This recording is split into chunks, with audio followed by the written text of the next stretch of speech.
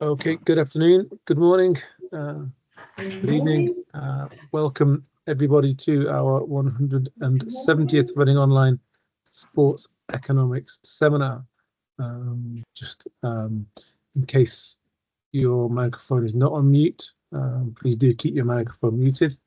If you're not one of the speakers, if you're not the speaker, we're delighted today to have Oliver Gurtler presenting player strength and effort in contests.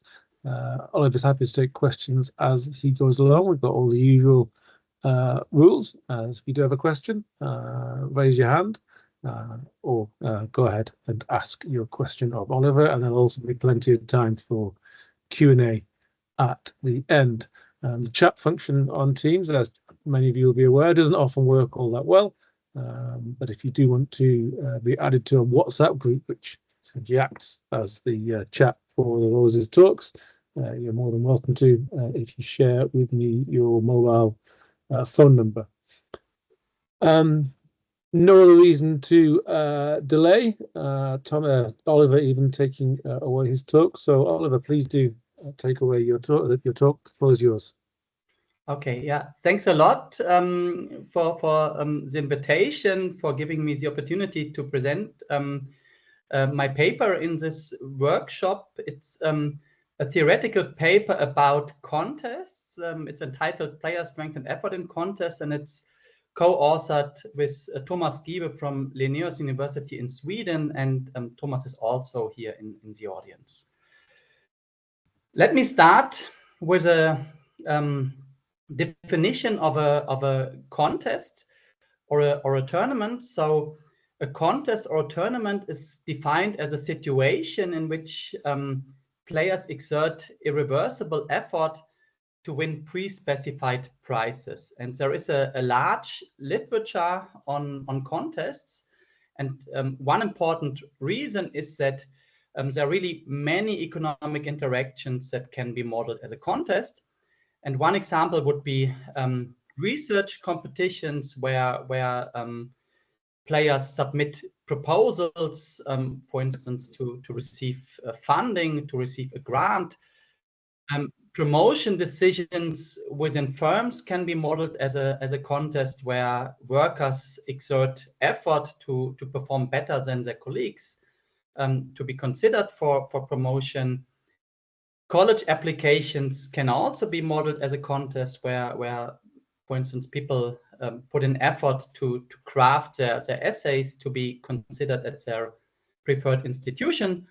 And of course, sports competitions represent a very important example of contests. There's a very important paper about contests by Lazier and Rosen. It's a bit older, it's from 1981. And they study tournaments as an incentive mechanism to be used by firms, for instance, in a promotion tournament where workers compete against each other to be considered for promotion. And they compare it to a piece rate scheme, and they show that circumstances exist under which the tournament works better than the piece rate scheme to incentivize workers. The main focus of the paper by Lazier and Rosen is on a setting with a single prize and two homogeneous players. So they also investigate the sorting of heterogeneous players into different tournaments, but typically they stick with a case of two players. And what we do in our paper is to study a more general version of the Lazier-Rosen tournament. We consider a Lazier-Rosen tournament with n heterogeneous players and n prizes. So we consider quite general situations.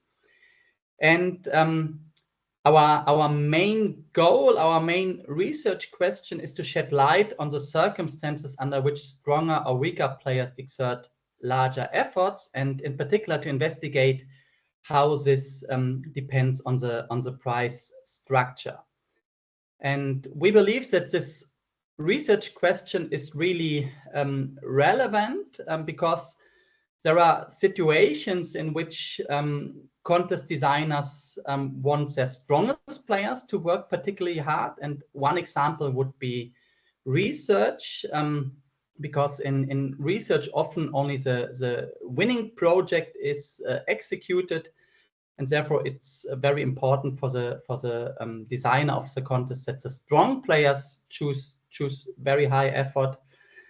But there are also examples where it's important that the weakest players work particularly hard. And one example is in sports. In sports, it's sometimes important to improve competitive balance to make the sporting event interesting to the spectators.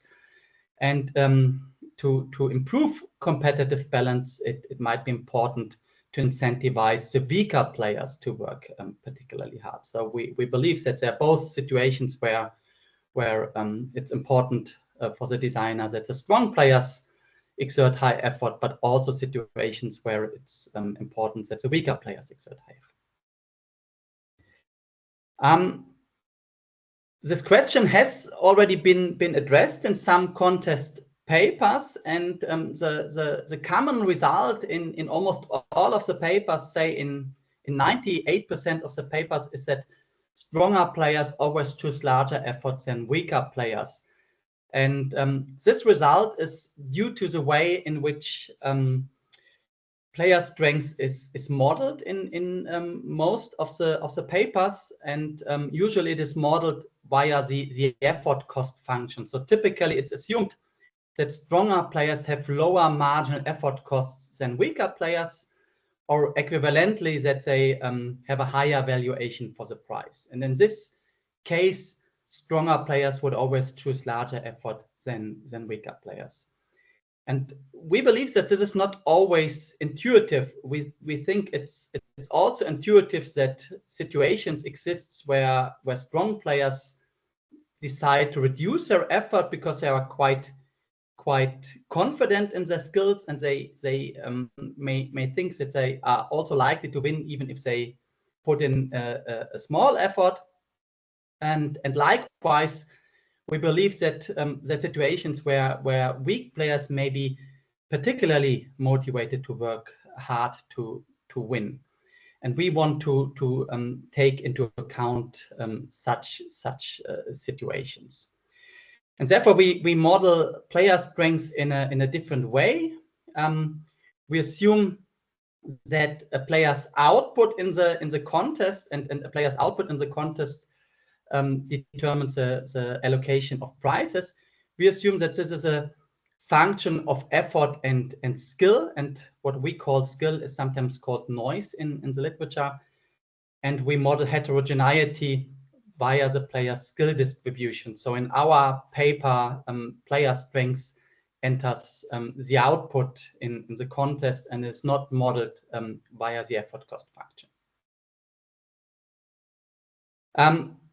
As I said before, we consider a relatively general Lazier-Rosen tournament, and this is really challenging to analyze. And to our knowledge, we are the first to investigate such a general setting. And we face two problems in particular.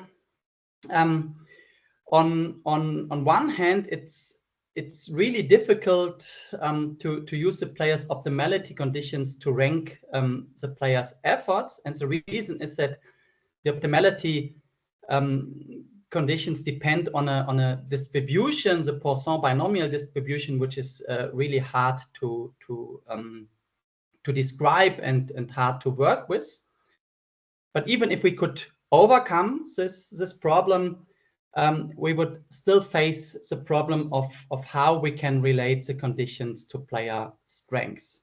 And an important contribution of our paper is to overcome both these problems. So we show that to rank the efforts of two players, it is sufficient to compare their marginal utilities in a situation where they choose the same effort. And this simplifies the situations because it gives a degree of symmetry, which makes the conditions easier to analyze. And this allows us to address the first problem that I described on the previous slide.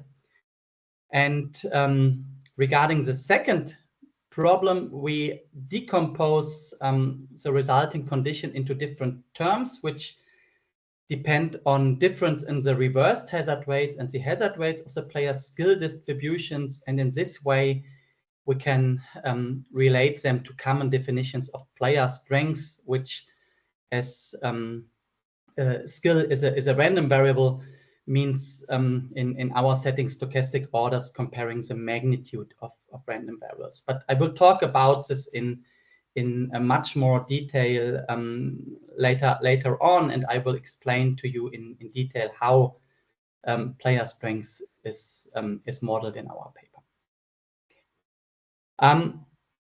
We then consider price structures or types of contests that have been investigated in the literature, and we determine price structures under which stronger players choose larger efforts than weaker players, but also price structures where the opposite is the case.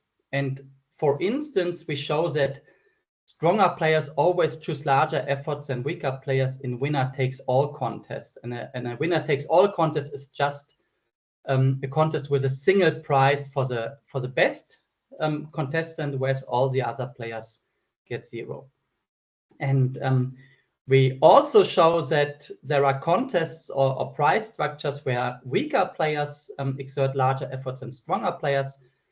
And one example is the so-called loser gets nothing contest. This is a contest where everyone gets the same prize except for the person with the smallest performance or with the lowest performance, and this player would get nothing. So an example would be something like an elimination contest where the worst player is eliminated from the race. Okay, that's the introduction. I have to say I just see the slides. I don't see anyone in the audience. So if there are any questions, you should just ask.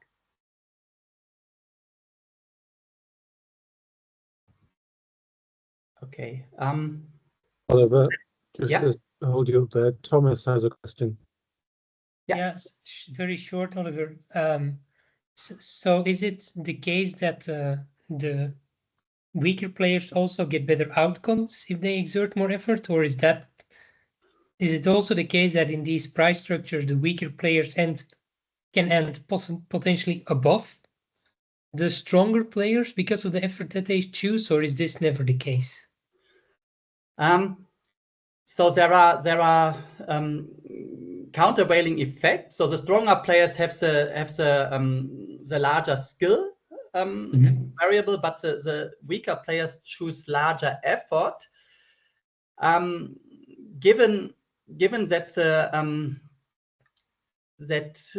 skill is a random variable in our model, it's always possible that the weaker players also have a larger performance than the stronger players, but I'm not sure whether this also holds for expected performance. Okay, thank you. Okay, let me come to the literature. Our paper is related to several strands of the literature on contests. Obviously, it's related to contests with heterogeneous players, in particular to multi-prize contests with heterogeneous players, and there are a few recent papers about such contests.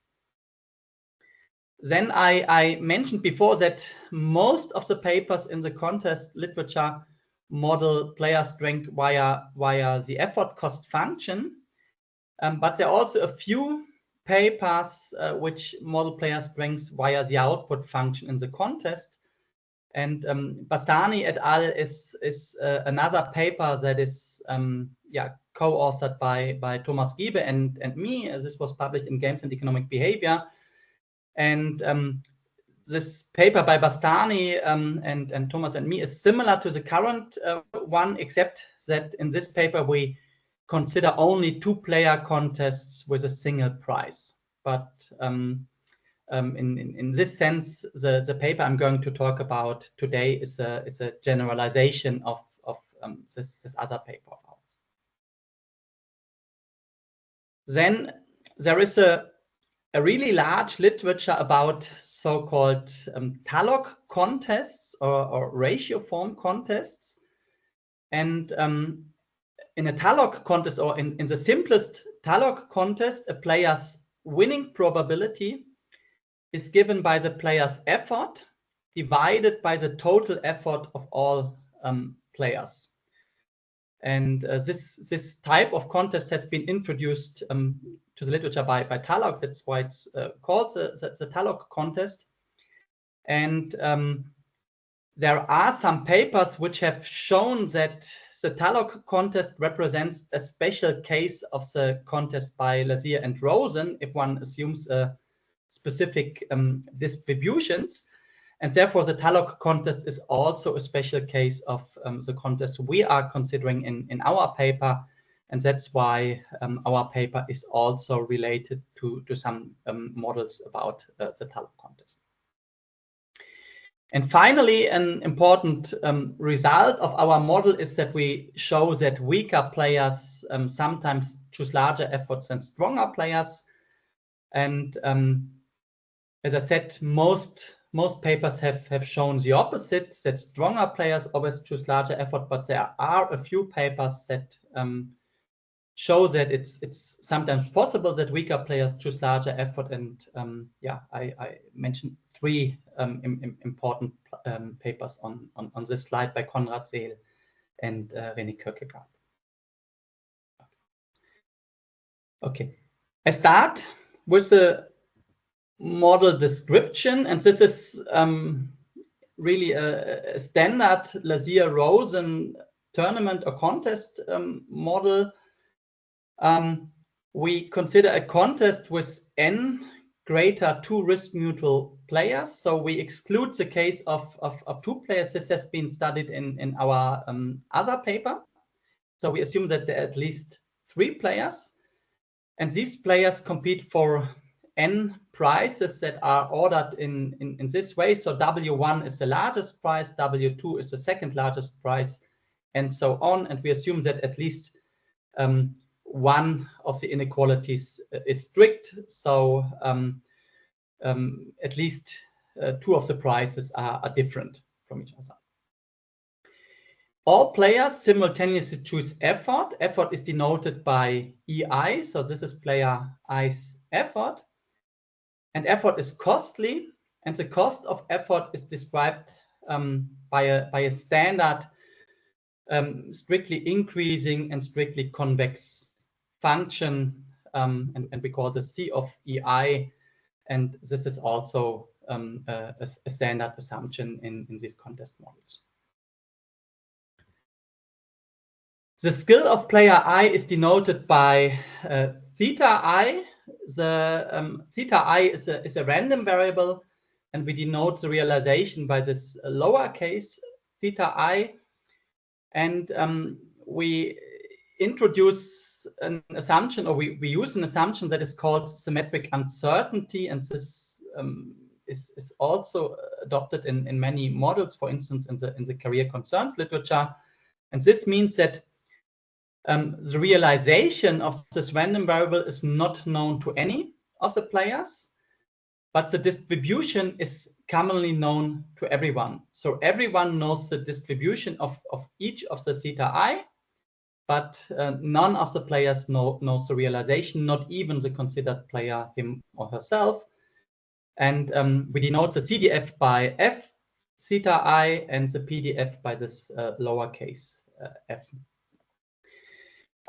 If you don't like the assumption that even the considered player does not know the own skill realization, I can give you an alternative interpretation, because our model specification includes this case here in the fourth bullet. So we could also assume that theta I is equal to ti plus gamma I, where ti is a commonly known constant and gamma I is a random variable with mean 0. And this could be interpreted in the following way, that the theta I is given by a player's skill, which is now known, which is ti, and some random noise. So to simplify the exposition, we combine this ti and gamma I into this single random variable theta I, but we could also distinguish, as I just mentioned, between a known skill variable ti and some random noise gamma I.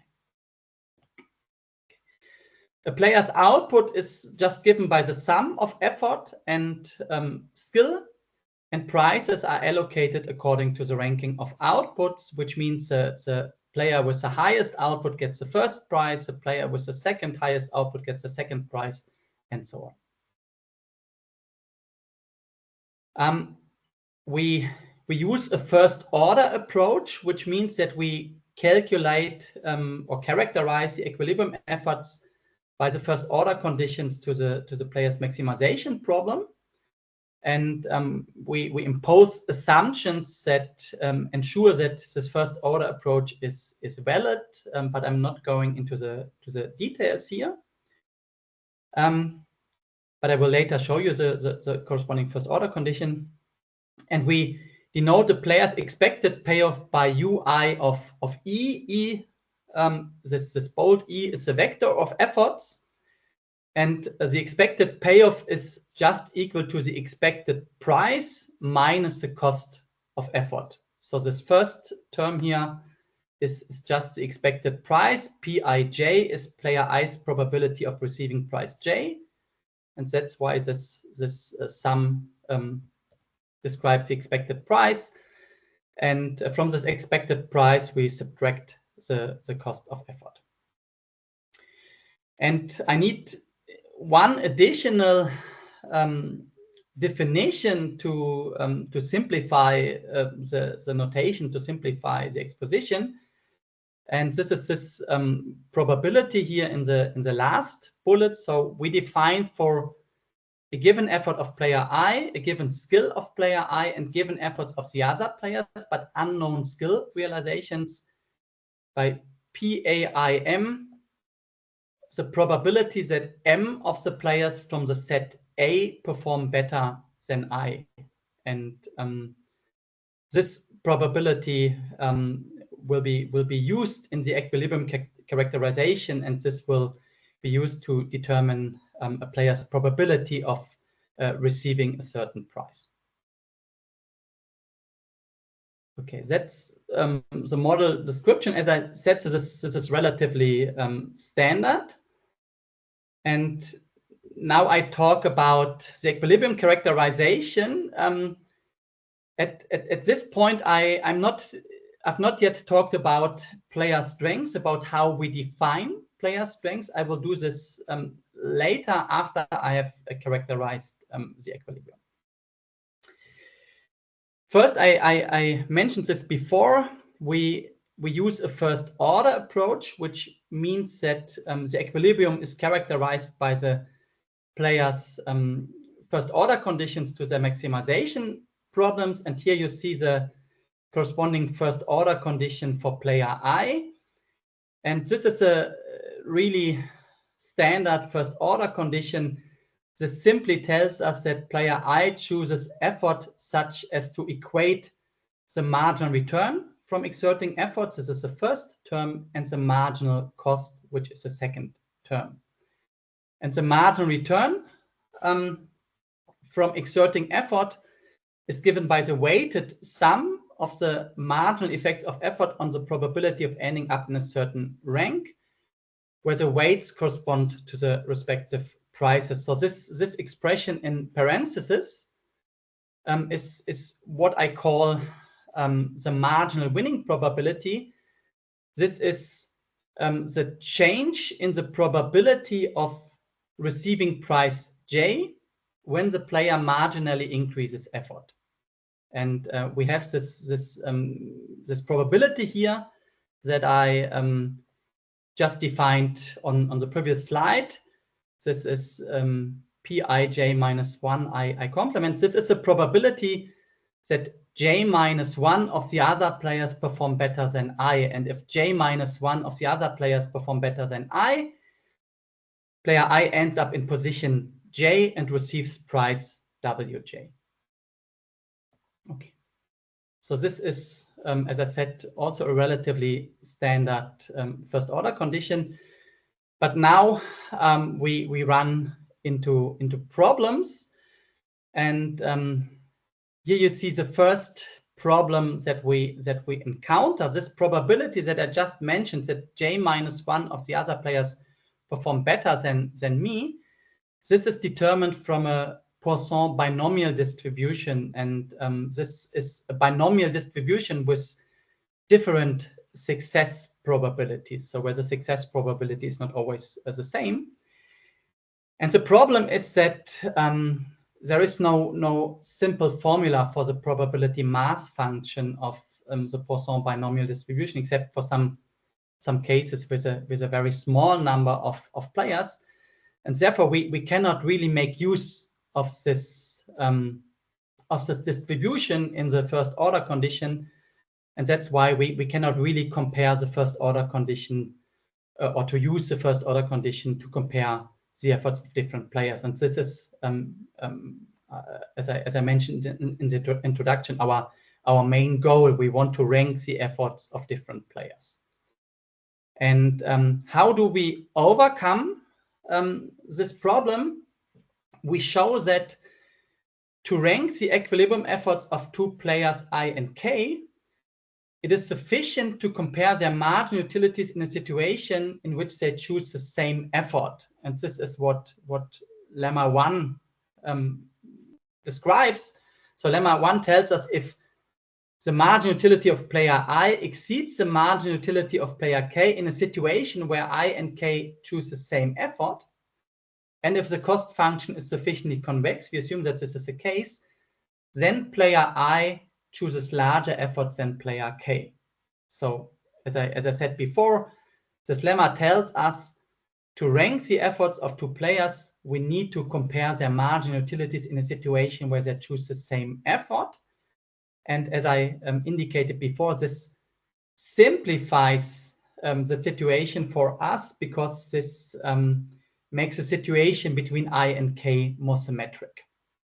And we use this condition in the following, and we decompose it into different terms to get our main result. And this looks really ugly. I'm not going to talk about this condition in detail. I just want to highlight one point. So this is our main result, our main theorem, which tells us if this inequality is met, then player I chooses larger efforts than player K in equilibrium. As I said, this looks ugly, but there's one thing that I want to highlight. If you take a look at this term on the left-hand side, you see that the sign of this term is determined by this expression in parentheses. And this is the difference between the reversed hazard rates of the players' skill distributions. How do we see this? We have here the PDF of player I's skill distribution. In the denominator, we have the CDF, and the ratio of PDF and CDF is called the reversed hazard rate in the literature. And we see that, as I mentioned before, the sign of the term on the left-hand side is determined by the difference between the two players' reversed hazard rates. And on the right-hand side, we have the PDF divided by 1 minus the CDF. And this is called the hazard rate in the literature. And again, we see that the sign of this term on the right-hand side is determined by the difference between the two players' hazard rates. So you don't have to understand this condition in detail, but you should recall that the sign of the left-hand side depends on the difference between the reverse hazard weights. The sign of the right-hand side depends on the difference between the hazard weights. So the ranking of reverse hazard weights and hazard weights of the players' skill distributions play a crucial role in determining the player's relative effort. And we use this later on in our definition of player strengths. But how do we end up with this, as I said, rather ugly condition? I go one step back. So I told you to rank the efforts of two players, we have to compare their marginal utilities in a situation where they choose the same effort. And if I go back to the first order condition, this term here on the left-hand side is the marginal utility of player I. And when player I and K choose the same effort, then their marginal cost is the same. So we don't have to consider the player's marginal cost. The price is also the same for the two players. The only thing that's different is this marginal winning probability. So essentially what we have to do is to compare player I's and player K's marginal winning probability in a situation where they choose the same effort. And this is what we do. And to do this comparison, we rewrite player I's probability of getting price Wj by extracting the probabilities of player I beating player K and of player I not beating player K. So we write player I's probability of winning price J in this way. And how can we interpret this condition? So this f theta k of x plus ei minus ek is a probability that I performs better than k. So this is a probability that I performs better than k. And if I performs better than k, I receives price Wj if j minus 1 of the other players perform better than I. And in the second line, we have the probability that k beats I. If k beats I gets price Wj if only j minus 2 of the other players perform better than I. And that's how we decompose player I's probability of winning price j into two terms, in the probability that I beats k times the probability that j minus 1 of the other players beat I, plus the probability that k beats I times the probability that j minus 2 of the other players beat I. And I just mentioned to compare the marginal utilities in a situation where the players choose the same effort, we have to compare their marginal winning probabilities. And that's why we use this expression for the probability of getting price j to calculate the marginal winning probability. So we differentiate this condition with respect to effort ei. This is what we do on the next slide. And we obtain this expression by the product differentiation rule. And this marginal winning probability depends on three terms that correspond to three events. The first term corresponds to the events that I and K have the same performance and the same skill. And that's why we have this collision density here. The second term corresponds to the event where player K performs worse than player I. And the third term corresponds to the event where player K performs better than player I. So as I said, we have to compare the two players' marginal winning probabilities in a situation where they choose the same effort. This is the marginal winning probability for player I. So we also need to determine the marginal winning probability for player K and then compare the corresponding conditions. And we do this, and we see that the term in the first line, which refers to the event where I and K have the same skill, this is always the same for the two players, and that's why this can be dropped from the comparison. So if I go one slide back, this expression in the first line is the same for I and k when they choose the same effort, and therefore we can ignore this term. The term in the second line, if we compare this for player I and player k, and if we calculate the difference between this term, we obtain this expression, and this is where we get this difference from the reversed, or this difference between the reversed hazard rates from. So this results from a comparison of the terms in the second line for I and k. And finally, if we compare the term in the third line for player I and k, if we calculate the difference between the respective terms, we get this expression, and this is why we get the difference between the hazard rates into the condition from theorem 1.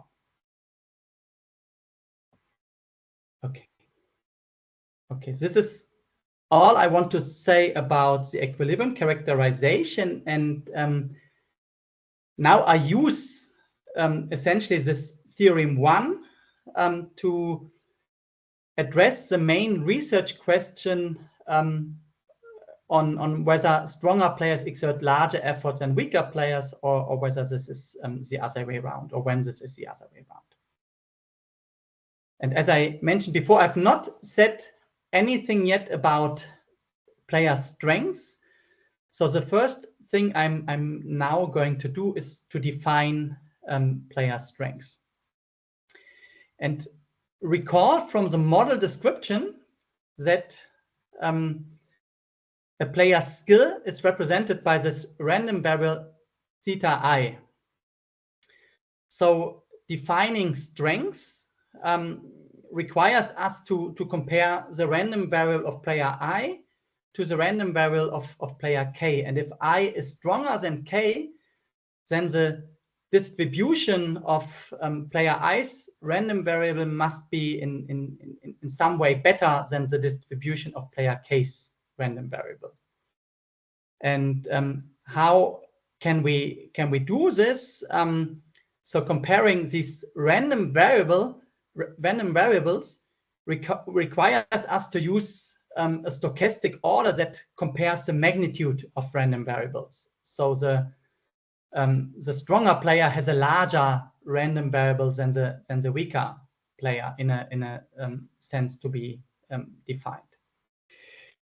And there are different stochastic orders that we could use that are well known from the literature, and a relatively weak one would be the so-called usual stochastic order, and this is also known as first order stochastic dominance. So we could assume that if I is stronger than k, that this means that I's skill distribution first order stochastically dominates K's skills distribution. So this would be one way to proceed.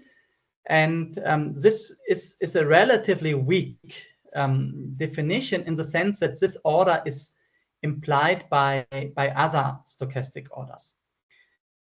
A rather strict stochastic order that you might also know is the so-called likelihood ratio order. And this is also known as the monotone likelihood ratio property. And this would mean that if I is stronger than k, then the ratio between i's and k's density would be monotonically increasing. This is what this monotone likelihood ratio property means. And this would also imply that large realizations are relatively more likely for the stronger player than for the weaker player. And the literature has shown that this is a relatively strict order, and for instance, this implies first order stochastic dominance, and in this sense it is more strict.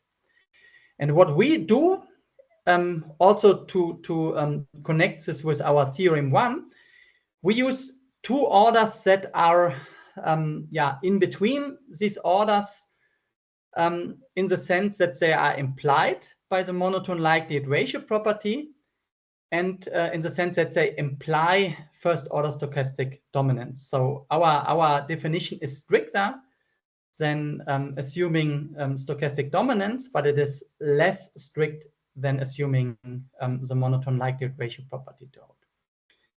And yeah, what's our definition? We say that player I is stronger than K if theta I is greater than theta K, both in the hazard rate order and the reversed hazard rate order, which means that player I's hazard rate is smaller than player K's, but the reversed hazard rate is larger than the hazard rate the reversed hazard rate of player K. And as I said, these two orders are implied by the monotone likelihood ratio properties. So we could also assume, or we could also define player strengths in terms of the monotone likelihood ratio property, and all results would continue to hold.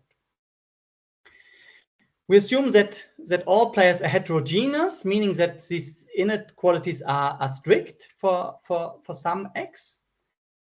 And by this definition, we see that in general, either the stronger or the weaker player may exert larger effort. And how do we see this? Now I go back to theorem 1 with this ugly condition. So suppose that player I is stronger than K. Then I've just said this means that the reversed hazard rate for player I is larger than for player K. So this term is positive, and this means that the entire left-hand side of the inequality is positive.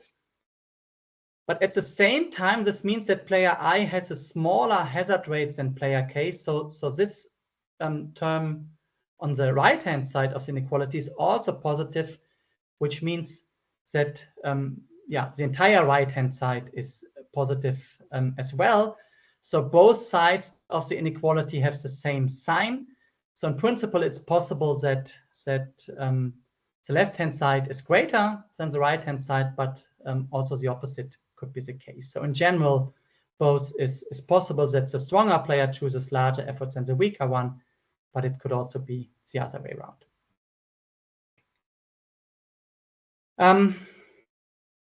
And that's why we now consider certain price structures or certain types of contests that have been studied extensively in the literature to give more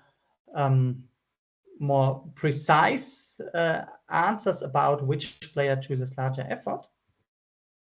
And we start with the winner takes all contest. And I said before, this is probably the contest that has been studied most often in the literature, and it awards a single prize to the best contestant, so to the contestant with the best performance, and nothing to the other players. So we can set W1 equal to W, which is strictly positive, and we can set all other prizes equal to 0 to capture this winner takes all situation.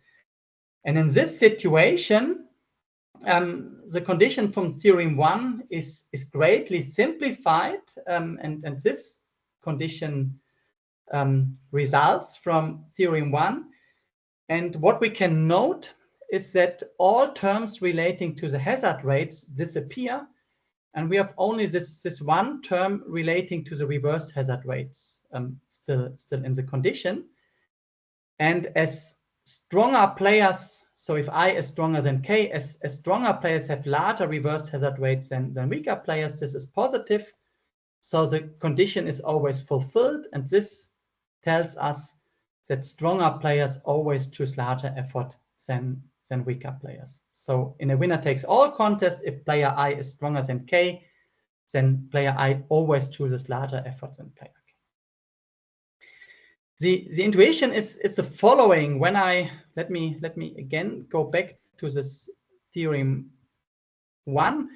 When I explained how we derived the condition in theorem 1, I said we had these different events, and one event was where the co-player performed better than the considered player. Now, in a winner takes all contest, if we compare I and K, and if K performs better than I, then I has no chance at winning the contest, because if I is beaten by only one player, I will certainly receive a prize of 0. And therefore, in this case, if K performs better than I's marginal effort incentive would be 0. And this case where the co-player performs better than the considered player gave rise to this difference in the hazard rates. And because in a winner-takes-all contest, the marginal effort incentive is 0, in this case, all these terms relating to the hazard rates disappear. So that's the intuition for this result. Okay, the next type of contest we are going to consider is the so-called loser gets nothing contest. And this is a contest where n-1 players receives the same prize, and the player with the lowest performance receives 0. This is a loser, and this player gets nothing. And again, in this situation, the condition from theorem 1 becomes much simpler, and this is the resulting condition. And here we see this no longer depends on the difference between the reverse hazard rates. It only depends on the difference between the hazard rates. And now if I is stronger than K, player I's hazard rate is smaller than player K's hazard rate. So this term in parentheses is negative. This difference is negative. And so the condition is always violated. And this means that the weaker player always chooses larger efforts than the stronger player. So in such contest, if I is stronger than K, then player K chooses larger effort than I. The intuition is similar to the one of the winner-takes-all contest. In a loser gets nothing contest, if I perform better, so if I'm player I and if I'm compared to player K, if I perform better than player K, then I have already secured a prize, because winning a prize just requires to beat one of the other opponents. And if I beat K, I have already won one of the prizes. And that's why in this decomposition I presented earlier, all terms relating to the reversed hazard rates disappear. Only this term relating to the hazard rate is still present. And as stronger players have smaller hazard rates, the weaker players choose larger effort. Okay.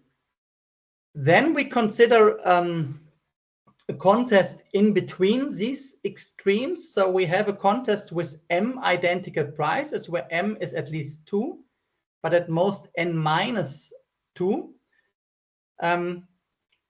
So this could be like an application for college, where thousands of students apply. Say we have 1,000 students applying and there are only 500 places, then the first 500 students would receive a place at their preferred institution. The other students would not receive a place. And this would correspond to this type of prize structure. Here, the main result, and we cannot show this in a proposition, we have only an example illustrating this, but the main result is that the effort profile can now be non-monotonic in strength. So if players are ordered according to decreasing strengths, then we can show that players of intermediate strengths choose the largest effort. So the effort profile is first increasing and then decreasing. And I think this is intuitive. So given the results for the winner takes all and the loser gets nothing contest, it's probably intuitive that for this intermediate case we can get this non-monotonic effort profile. And what we finally consider is what we call a linear price structure, where the difference between adjacent prices is constant. So the difference between the first and the second price is equal to W. the difference between the second and the third price is equal to W, and so on. And as the difference between adjacent prices is always constant, we have called this a linear price structure. And again, we can simplify the condition from theorem 1 in this situation. And now we see that all these terms relating to the reversed hazard rates and the hazard rates have disappeared from the condition. And the reason is the following. Again, in this decomposition of the marginal winning probability that I presented before, we considered the case where I performed better than K and the case where K performed better than I. But with a linear price structure, the incentive is always, the incentive to exert effort is always the same, and it does not depend on whether I performs better than K or worse than K, because we have the same incentive everywhere in the price distribution. And that's why these terms relating to the reversed hazard rates and the hazard rates disappear. Still, we know that our definition of player strength implies first order stochastic dominance. So we can still use this condition to compare the player's efforts. And so if I is stronger than K, we see that then whether or not this condition is fulfilled depends on whether this term in parentheses is increasing or decreasing. If it is increasing, then the stronger player chooses larger effort. If it is decreasing, it's the other way around. And this is our next proposition. So we can show that if this sum of the densities of the other players is increasing, then the stronger player chooses larger efforts than the weaker players. If it is decreasing, then the weaker player chooses larger effort. So again, also in this price structure, it's possible that weaker players choose larger efforts than stronger players. And in our paper, we also provide a numerical example to illustrate this. Okay, we have two extensions of the model. So first, we show that. So if you recall, we have assumed this additive production function where output is equal to effort plus skill. We show in one extension that this is not really restrictive. So as long as an equilibrium exists that is characterized by the player's first order conditions to the maximization problems, all of our preceding results continue to hold for a general production function, which is increasing in effort and skills. So we assume this additive production function mainly for simplicity. In a second extension, we consider different production technologies. So again, recall that we have assumed that the skill distributions are different for the players, whereas the production function is the same. But we show that at least in some situations, our model can also account for situations where the players have the same skill distributions, but different production technologies. So where the stronger player has a better production technology.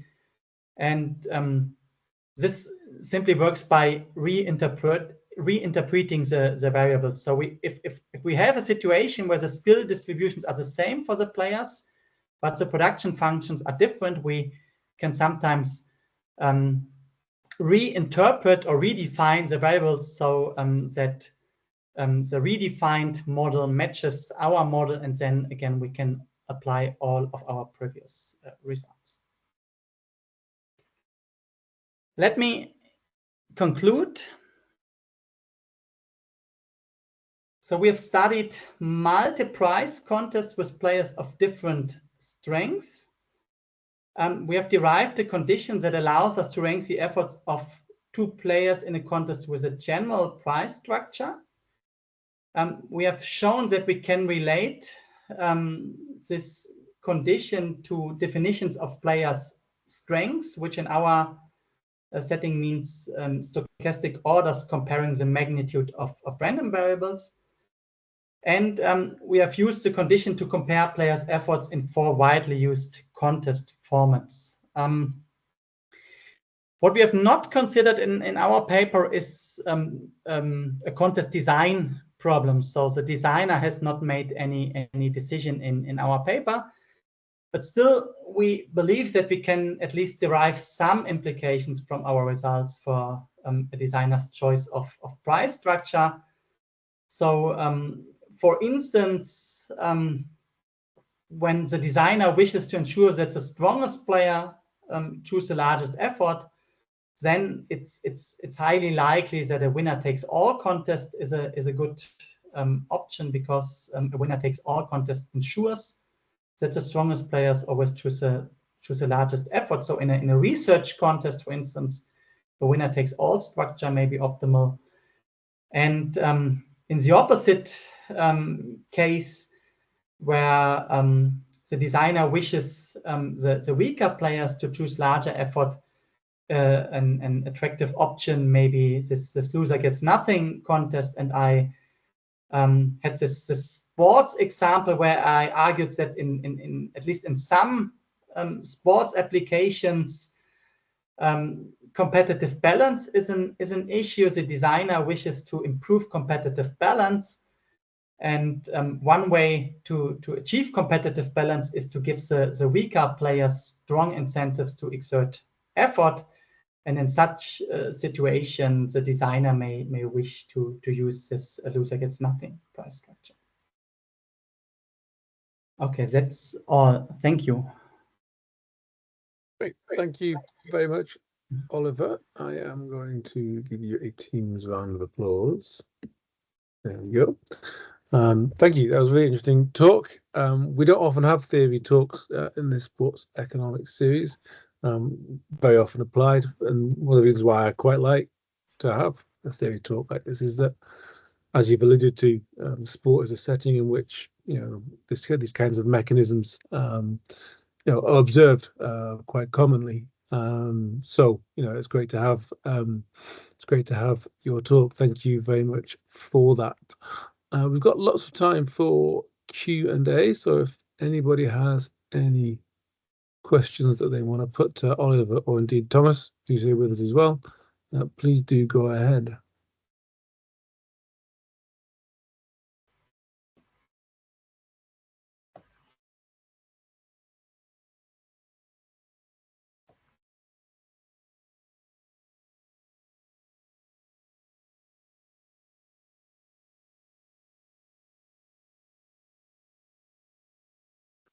Well, while everyone gets ready with their questions, I'll ask one that sprung to mind for me. As someone who observes a lot of sport, this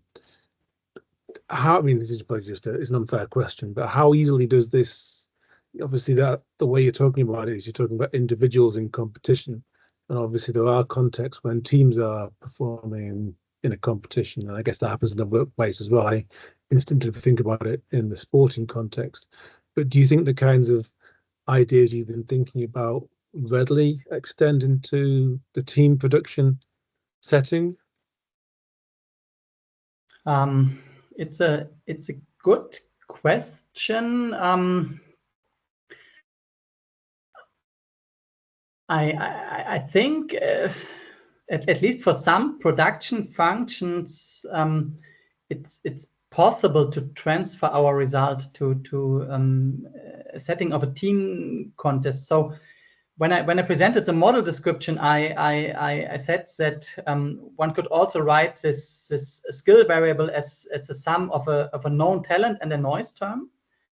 And we do, if we do this for team, then we would have something like output is equal to the sum of the efforts of all players plus the sum of all skills of all players and one noise term. And my feeling would be that in this situation we can probably use all or most of our results also in a team setting. So I I'm not 100% sure, of course, but I think so that this might work. Yeah. No, I mean, I asked mainly because, I watched my team play over the last season, and they're a relatively big team in a division with smaller teams. And you could see when they played the weaker teams, I think it was the case they weren't putting much effort in. I think they underestimated the weaker teams. But of course, it could just be, I guess, something else in terms of team dynamics. But when they faced the stronger teams, somehow there was more motivation to win. Whereas against the weaker teams, somehow it didn't work out quite that way. Yeah. Yeah. Question. So go on. Hi, Thomas. Yeah, Oliver. go. Yeah. Nice paper. It takes me some time to process all of the things that you guys have done. So an obvious one for the elimination prize, I guess, is the relegation rule in football, right? So the last one loses the right to compete in the next season. So have you thought about any of these sort of empirical applications where you say, okay, let's go and try and test this? I mean, effort is, I would say in football, typically we model it as salary expense or something, right? So there is quite some talk of overspending by these teams.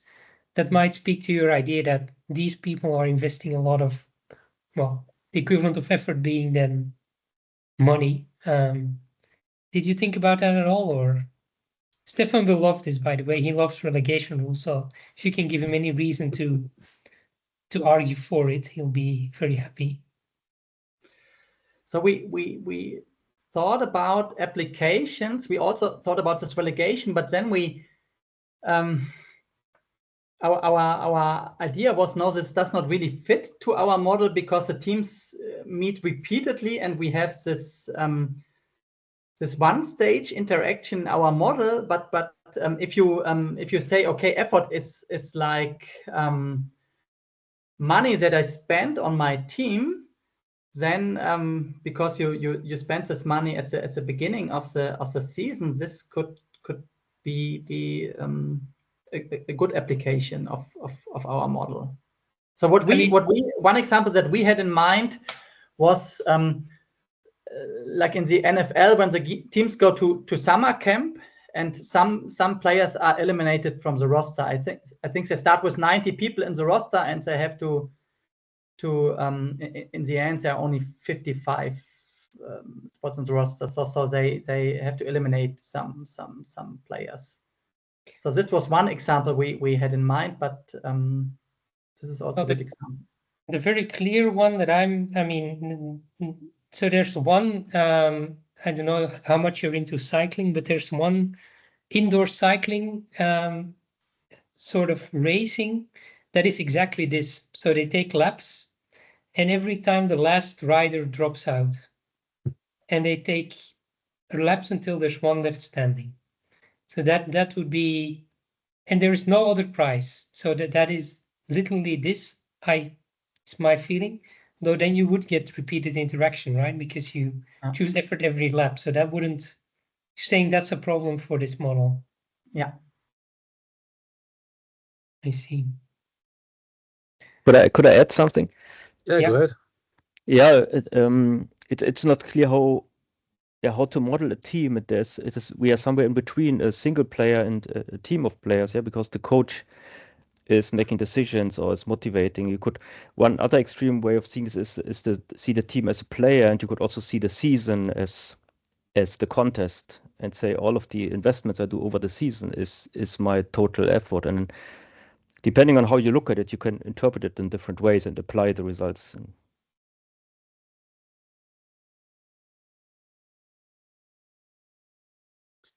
Yeah, I wonder also. Oh, go on, Kenneth. I was going to say, this reminds me along the lines of Thomas. Is like regular kind of competitive cycling in the Tour de France, where you have the individual and the team, and the season is like let's say like the Tour de France, and you have kind of the group stages and the different rides. the stage rides. Yes. Again, I think our model doesn't capture this, because so if you would really want to model this, you would probably need a dynamic contest model, unless you say effort is training before the Tour de France. Maybe if you say that the Tour de France, even if this lasts for 3 weeks, this is like one competition. And the effort that I put in is how much I train before the Tour de France starts. Then I guess this our model would capture this, or could be applied to this.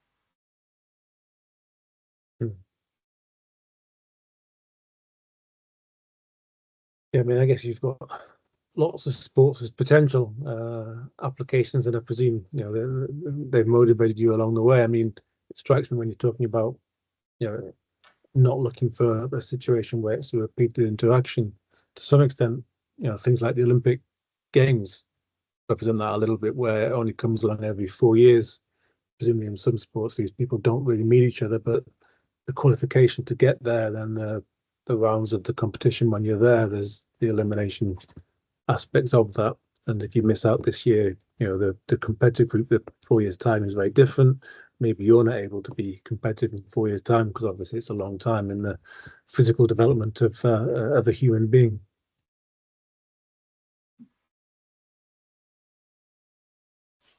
Go on, Thomas. Yeah, when I think about the Olympic Games, I think this is related to our results, that you want the top performers to break world records all the time, and that's maybe why we only have a small gold, silver, and bronze medals, and not 20 medals, So it's you go in this direction of a winner takes all somewhat. It's the gold medal that counts, and this is, according to our results, this is in line that this is the way to motivate the highest performers to do another world record. Yeah, but that was an interesting point you made at the start, actually, about the different motivations for wanting the stronger players and the weaker players to compete. So obviously, if you think about any kind of competition, the competition organisers want it to be as high quality competition as possible, so the best players doing the best things, but also they want competition that's interesting, that competitive balance that you also mentioned. One of the interesting things I think comes out of the sports economics literature is that it's really quite hard to find all that much empirical support for this idea. Lots of the empirical work over the years by many people in the field, and a number that are in the audience, find it quite hard to find this really clear, increase in demand when competition is at its highest. Lots of people want to go and see their team win, rather than necessarily a particularly balanced contest. So that's just a kind of an aside. I mean, all sports organisers, believe in this. It's a mantra. We need to have balance, and I think rightly so. But it's really hard to find empirical evidence, it seems, for competitive balance.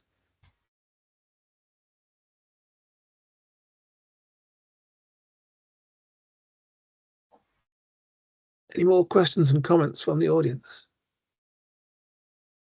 Yeah, forgive me if you've already answered this, but the training camp example reminded me of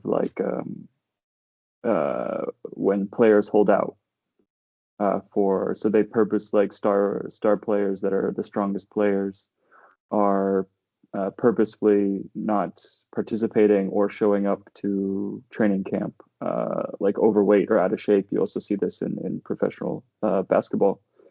So kind of what does the theory or model say about these type of decisions? My guess would be that these star players are not really competing for place in the roster, because it's clear that they are not cut from the roster, right? So probably the competition would be among the weaker players, but even among the weaker players there may be a heterogeneity. I mean, in some cases, the players purposely tanking they no longer want to be on the roster. It's not necessarily. Okay. Were they purposefully underperforming to get themselves on another team or in another competition, these type of things? Yeah, so this is not, so we got this comment before at a conference. This is not captured by our model because we assume that the best performance is associated with the largest prize, the second best performance with the second largest prize, and Right. and so on. And this would mean that at least for some players, that if you are cut from the team, that you would receive, I don't know, a larger wage, or that you could go to your preferred team. So this would mean that some of the price difference between adjacent prices are negative, Mm-hmm. and we don't allow for this. Okay.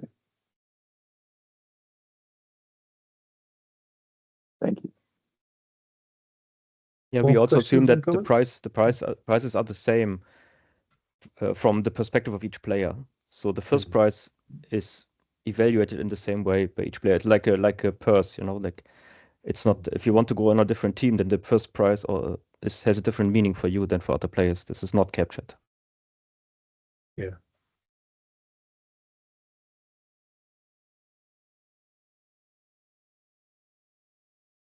Okay, any final questions, comments folk may have?